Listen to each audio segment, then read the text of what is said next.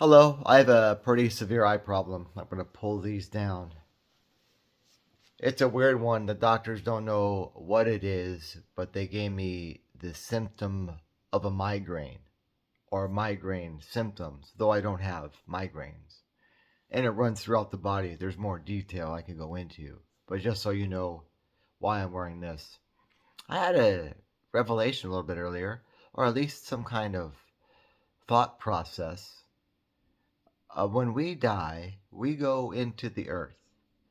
And if we can go into the earth by trying to achieve our highest passion or our highest excitement, maybe even looking to integrate our highest curiosity, our most curiosity, using integrity as a platform, then we could take that with us into the grave.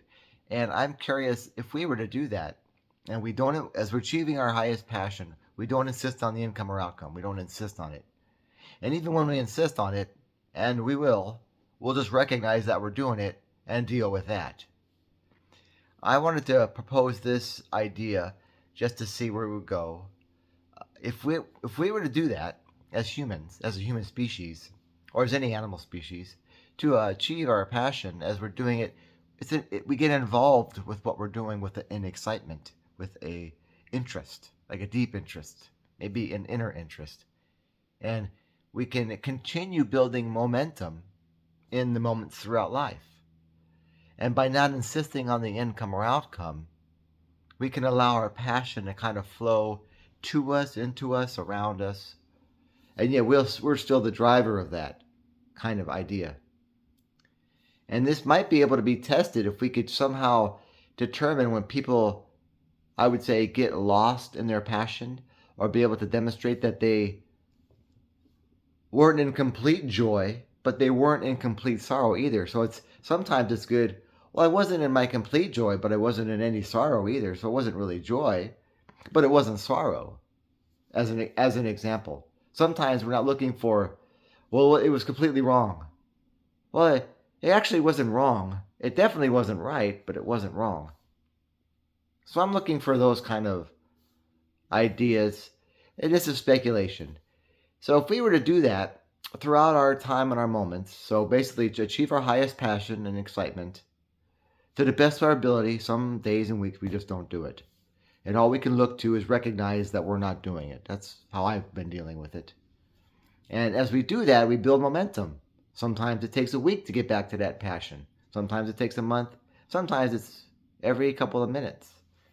That person's knitting, they're just involved in the knitting, and they're just enjoying their carpet as they knit, right? A person's in engineering, right? They're in the building that's being built. They hear the noises in the back as they're cutting wood, or the cranes bringing in the steel, and they're just kind of involved with the construction, what's going on. All of a sudden, 3 months pass, and you're like, wow, that was 3 months? Wow, I felt some of it, but I was involved. And I wasn't really insisting on the outcome, other than I had the expectation, of course, stick with the codes and build the building correctly. And as we do that more and more, we can influence people, probably influence them indirectly. Well, directly they would see us if they're near us or close to us, or if they see us or hear about us. They may hear sometimes that we're really working hard on trying to find a good interest that we're interested in without insisting on the income or the outcome. And as we build that, we can then find interest in no matter what we're doing. So we could just be passionate that we're being passionate, kind of. I need help with further explanation on that. So I want to continue this idea or this thought process is that as we're doing it, people want to have a purpose, or they want to have this meaning in life. And they've been using God or some sort of divine energy entity that they're trying to worship or obey. That's fine. I'm not going to say no to that. It's a great, fantastic philosophical approach to help them identify who they are. And then, as in philosophy, they can manipulate and control those ideas and emotions as in a philosophical term or imaginational term. That's not a word, but I'm going to use it. So, imagination in philosophy is usable. Now, We don't want to bring that into reality too much because it has to go through a lot of checks and balances. And I wanted just to say that one small part there. So if we are trying to find our purpose as we move from through this existence into death, or be buried, or cremated, or the afterlife, or the inner life, or the outer life, we want to have some kind of structure that we can focus on to help us align with what we want to achieve, right? In other words, what purpose do I have to live here if I'm just going to live and die? I should just take advantage of, I should help people. I should just help myself. I should kill myself. I should live forever. I should unalive it. So there are all these things and ideas that we run through our mind. At least it does for me. So with integrity as a platform, and it doesn't mean we'll always be integral. We're not trying to force this on people because then people get this structure that's misaligned with beliefs. So using integrity as a form to help us align with our passion, with our interests, with a keen love of what we're doing, we can move through life building a momentum into as we go back into the earth, at least with materials that we're wearing, the suit, the bodysuit we're wearing. And people are like, well, do we exist beyond life? Well, we do in the aspect that matter, energy, time and space is eternal. It doesn't go anywhere. It just reforms or informs things. With that, if we try to, our purpose is to try to find what we're interested in the best we can. Sometimes people spend their whole lifetime, can't figure it out. But if we can start instructing our kids, especially, and any adults that are willing to kind of take a chance here, to try to love themselves as deeply and as expansively as they can, to shine their light in all their dark places and even in all their light places, to try to find an excitement that they carry with them.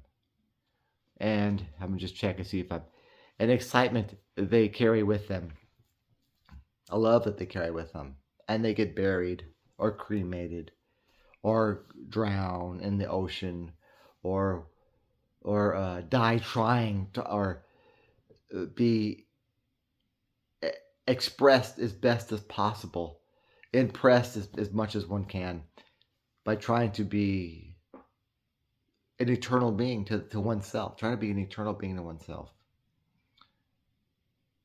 We can be buried this way or enter into what we call non-existence from scientific fields. And we can enter into that, and if we're buried, maybe our body generates or vibrates differently than when we're buried. So as our consciousness leaves, I'm going to call it consciousness, as our idea of ourself leaves or transitions or transfers or molds or forms back into or out to wherever we were previous to this existence, we can enter into that vibrational, as our body would vibrating at a higher excitement, right? Using love and passion. And we're buried, and we take that with us and bury. Maybe we encourage plants and trees and the air to move differently and the atmosphere to change, and maybe even gravity to have just a slight, a lesser dense gravitational pull or a more extensive dense gravitational pull, the more we're separate. We want to draw things in the more separate instead of give things off. Or at least, if we're not giving things off, we're not taking things in. So there's that balance idea. So I think that might be something as a human race we could look at. Now, I'm not a scientist. I didn't get much college in here, so these are just speculations and ideas. Maybe a hypothesis could be concluded here. And we look to have evidence to prove these to be true on a testable basis. There's a term used in science forums and forms that says that the test has to be failable or fallible. And this could be one. So unless the conditions are met, as long as the conditions are met, shit, it'll work. You know what I'm saying? It's going to work. But then some conditions aren't met, then it doesn't form this way. Then the laws of nature come in. It doesn't work this way. The laws of physics, the laws of whatever we want to call it. There's many areas that we're really getting good at in education, and we're almost figuring some of this stuff out. So the reason I made this video was to test out how I could convey what I've been working on. mentally and physically and emotionally. And to send out love to the universe, to whoever, hopefully to myself. Definitely, I'm included in this. I'm included in this place, just like everybody else is. So if we can find our purpose that way, if we can, that doesn't mean we will. It doesn't mean we will.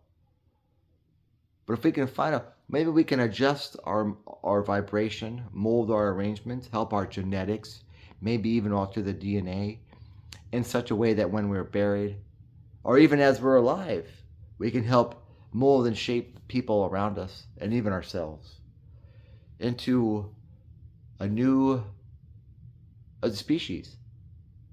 And if we ever enter into the planet or the water or some kind of death or birth, as we enter in there, we create the life of birdies and trees and plants and insects and animals that we would like generate vibrationally.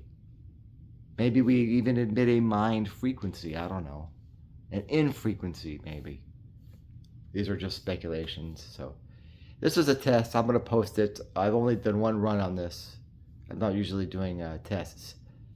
So I wanted to try to give this a shot.